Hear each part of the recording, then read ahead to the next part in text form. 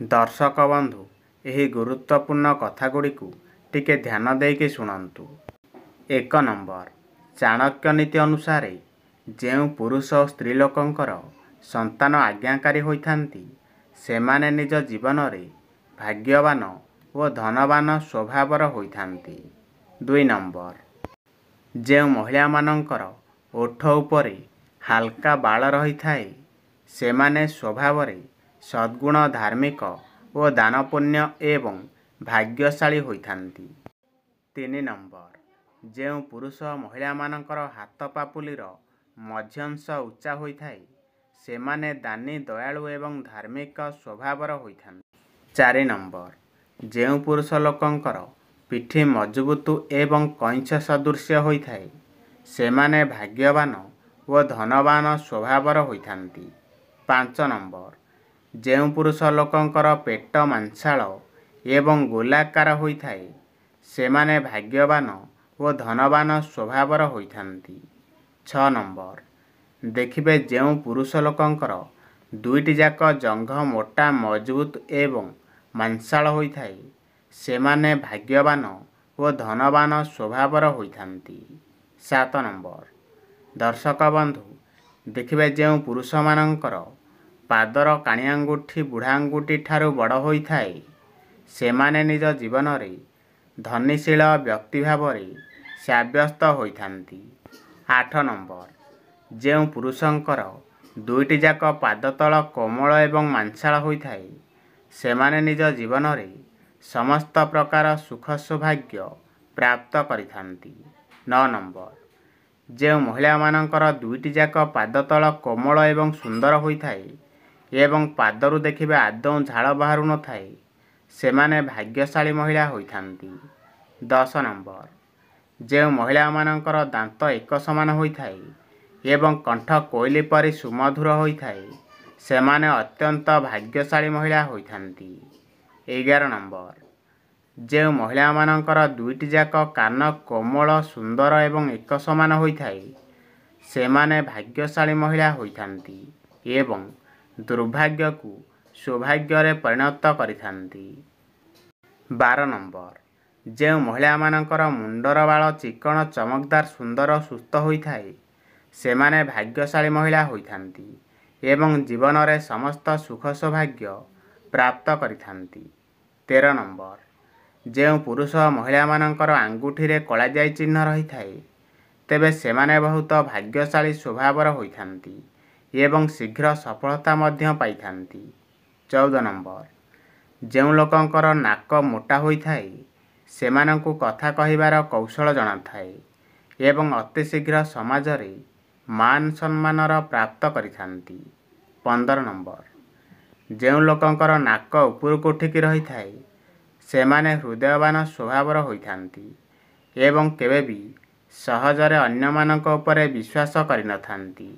16 number जो लोकंकर नाक सीधा होइथाए सेमाने सीधा साधा स्वभावर होइथांती एवं प्रत्येक कार्य को शांति उपाय करने को पसंद करिथांती। 17 नंबर जदि महिला लोकंकर हाथर रेखा लाल वर्णर होइथाए एवं स्पष्ट भाव में देखा जाउथाए तेबे सेमाने बहुत भाग्यशाली महिला साब्यस्त होइथांती। 18 नंबर जदि पुरुष लोकंक गालरे कलाजाई चिन्ह रही थाए तेबे यह सेमानंक पई बहुत अशुभ होइथाए किंतु जदि महिला लोकंक गालरे कलाजाई चिन्ह रही थाए तेबे यह सेमानंक पई बहुत शुभ होइथाए। 19 नंबर जो पुरुष महिला मानकर मथा टिके चौड़ा होइथाए मुह गोल आखि सुंदर होइथाए सेमाने निज जीवन में अनेक सुख सुविधा प्राप्त करिथांती एवं भाग्यशाली स्वभावर होइथांती। 20 नंबर जो पुरुष महिला मानकर गाल फुलिकी रही थाए एवं गोलापी रंगर देखा जाए सेमाने भाग्यशाली स्वभावर होइथांती एवं कार्य शीघ्र सफल होइथांती।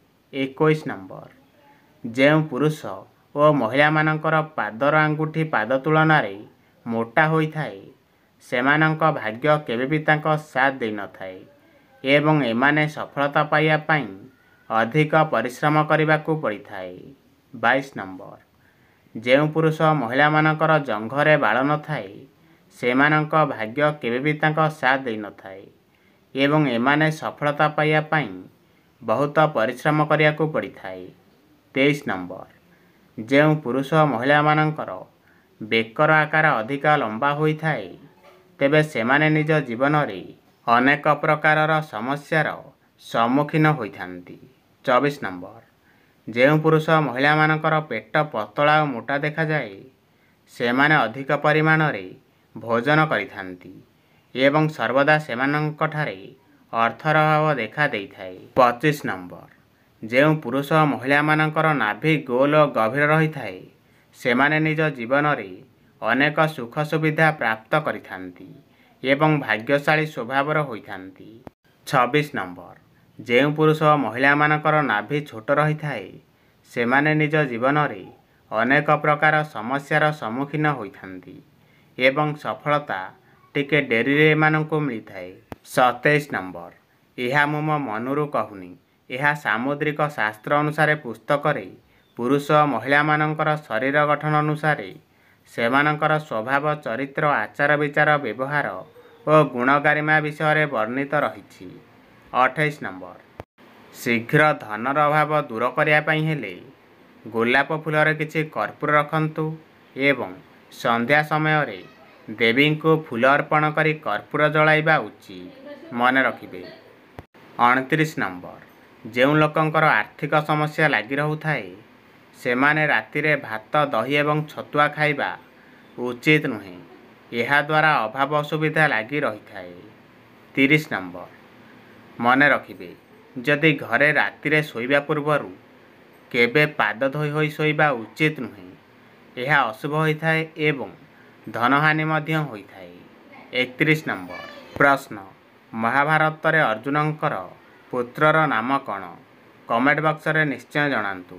31 ନମ୍ବର, ଶନିବାର ମଙ୍ଗଳବାର ଓ ଗୁରୁବାର ଦିନ କପଡ଼ା ଧୋଇଲେ କିମ୍ବା ଚୁଟି ନଖ କାଟିଲେ ଘରେ ଅଭାବ ଅସୁବିଧା ଦେଖା ଦେଇଥାଏ, ଧ୍ୟାନ ରଖିବେ। 32 ନମ୍ବର, ଯଦି ଘରେ ପଇସା ଆସୁଥିଲେ ବି ଅଭାବ ହେଉଥାଏ ତେବେ ଚାଉଳ କିମ୍ବା ଗହମ ରଖୁଥିବା ଅବସ୍ଥାରେ ମନେ ରଖିବେ 11ଟି ତୁଳସୀ ପତ୍ର ସହିତ ଟିକେ କେଶର ମିଶାଇ ରଖିଲେ ତାହା ସମ୍ପୂର୍ଣ୍ଣ ଭାବରେ ଦୂର ହୋଇଥାଏ।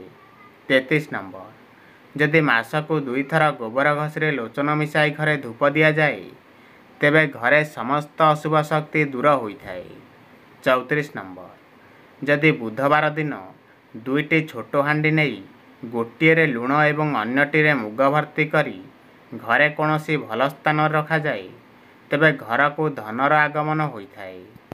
35 ନମ୍ବର, ଯଦି ବହୁତ ପରିଶ୍ରମ ପରେ ବି ଭାଗ୍ୟ ସାଥ ଦେଉନାହିଁ ତେବେ ବିଷ୍ଣୁ ମନ୍ଦିରରେ ହଳଦିଆ ବାନା ଲଗାଇଲେ ଦୁର୍ଭାଗ୍ୟ ଦୂର ହୋଇ ଅଭାବ ଅସୁବିଧା ଦୂର ହୋଇଥାଏ।